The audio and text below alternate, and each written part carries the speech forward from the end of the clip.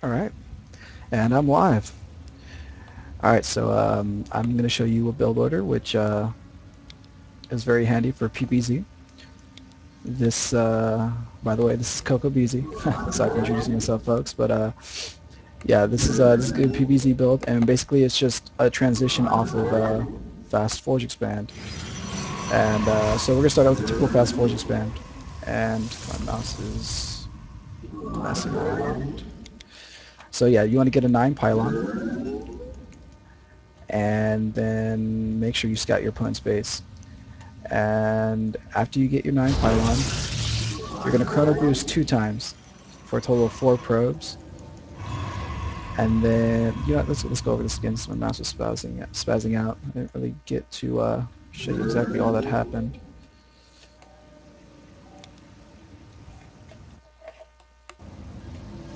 Okay, so 9 pylon, right. And then we're going to wait for that to build, and while that's building, we send our first probe out to scout. I like early scouting, especially against Zerg. Really any race, just because I like to know if I'm going to get cheesed or anything like that, and an early scout can let you know that real quick. So right after that pylon finishes, I'm going to chrono boost my next 2 probes, which will put me at a 12 supply, and and then I'm going to end up chrono boosting another 2 probes, and that's going to give me 14 supply. And then after that is when I'm going to lay down my forge. So when you're coming to the base, to the Zerg's base, you want to check to see how many of these workers they have. If they have very few, then you know damn well you're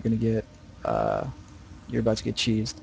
If not, and you don't see any spawning pool anytime soon, which he happened to put his down right at the correct time, then around 14, 16 supplies usually when they're going to put that down, then I'm going to immediately go over here and to the natural, and I'm just going to look for that harvester that's bound to come. You're going to also chrono boost one more time after you hit 14 supply and throw down your forge, so that you can get to 17 supply more quickly. Um, so this build, the fast forge expand, utilizes a forge, which means we're going to cannon up in order to create a defense. And a little handy thing you can do against Zerg that likes to expand quickly, I call it macro cheese, is instead of when they get this spawning pool, they will uh, they will end up just expanding right away at like around 14 to 16 supply. And yeah, I usually will come over here before the drone gets here and throw down a pylon. So that's a very handy trick. It costs you 100 supply and it costs them a whole lot more time. This photon cannon went down to 17 supply, and you stay on 17 supply. You cut pro production. You're going to put down your photon cannon and then wait for the 400 minerals to throw down your nexus. That's your expansion. And then after that, I get 100 minerals. I'm going to throw down my pylon, my second pylon. And then an 18 gateway. Now this is an easy computer, and he actually has lings here. These lings would be out here making sure there's no probe, and they would be scouting around the map if this was a real player. And then he would have expanded to here already. So yeah, and usually if you did pylon block, those lings would be taking out that pylon. Um, okay, after you get your gateway, when you have minerals, you're going to try and get those 2 assimilators. That's around like 22, not 22, 18, like it's around 19, 20 supply. 19, 20 supply is pretty much when you're going to get these 2 assimilators. And then this will finish around 22. Will I make it 22? Around 21 to 23 supply. And I chose to make another cannon just because the computer Zerg likes to go all in. And especially if I haven't seen anything here, I'm going to throw down more cannons. And then there's my 22, 23 Cybernetics core. Transfer probes over to your natural once it finishes. So yeah, as you can see, this Zerg player is just building up units. This is actually really weak, but I mean it's an easy computer. But yeah, if you notice that they're not building anything, they're probably going heavy like roaches off of one base, and that means throw down about 3 or 4 cannons and they'll defend it pretty easily. Make sure you're producing probes. And then all that chrono boost that you saved up is going to be used on this cyber core. I did not do a good job of keeping up on my chrono boost, but you definitely want to chrono boost your warp gate technology. Also, I forgot to mention this, but when you throw up your simulators, when you get your first 100 gas, you are going to want to get your +1 upgrades, which is what you can see that I did here.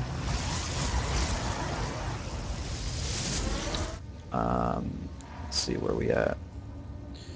So I just left my probe here. Realistically, this isn't going to happen because Lings are going to be trying to take these towers all the time. So you're usually going to be sending it somewhere across the map, some sneaky place, and start putting proxy pylons. So you have pylons out there that you can teleport your units to.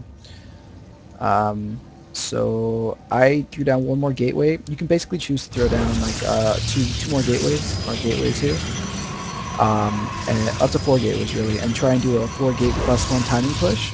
Or you can throw up a tech structure, and in this case, it's usually, I mean, you can go Stargate, but this build, it's a Twilight Robo build, or Robo-Twilight build, whatever you want to call it. So I tech Robo facility fast, and then I throw down my 3rd gateway.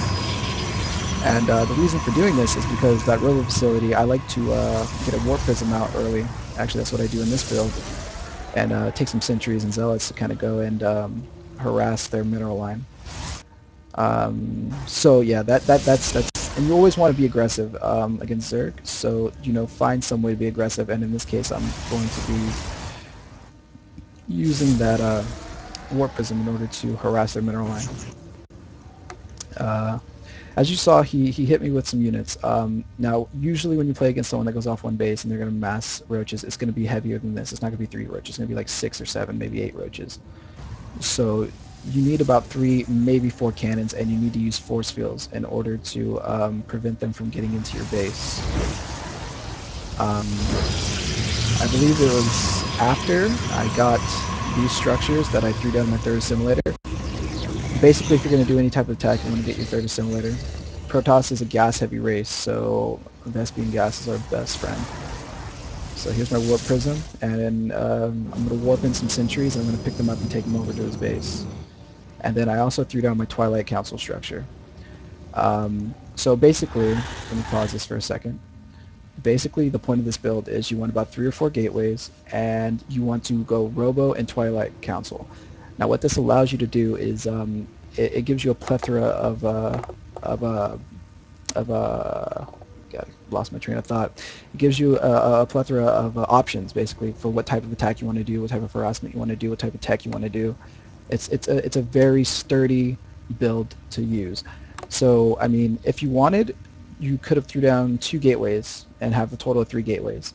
And then from there, your options would simply be to throw down 1 more gateway, do a 4-gate plus 1 timing push. Or you could throw down up to 7 more gateways and do a 7-gate gateway unit timing push against Zerg. Another thing you could do is what I did, throw down an early Robo before you get your 3rd gateway in order to get your Warp Prism out soon, so that you can come and harass the mineral lines.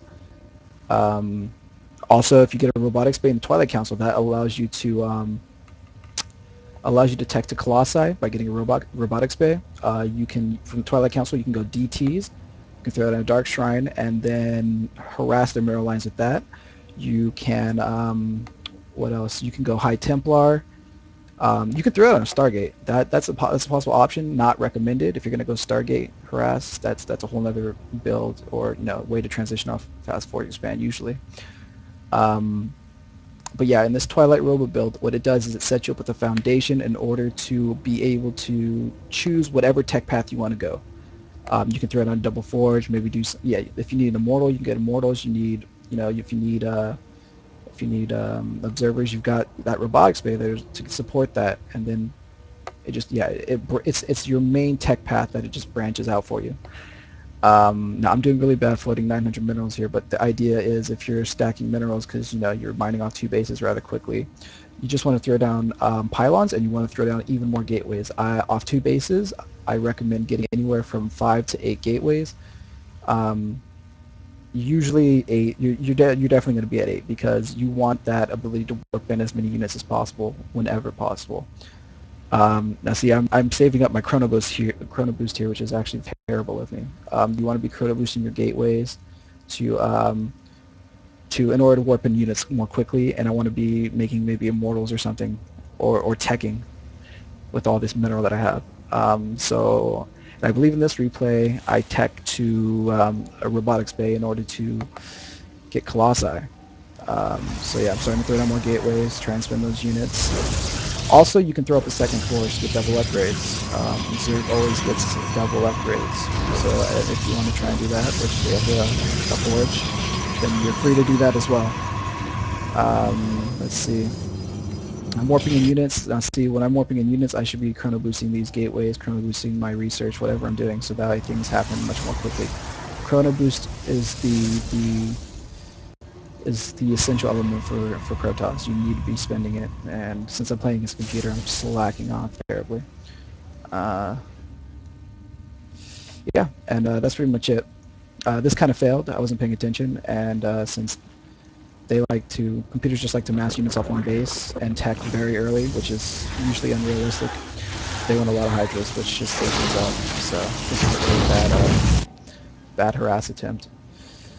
But yeah, so that is the basic build for a Robo-Twilight after Fast Forge Expand, a Robo-Twilight build.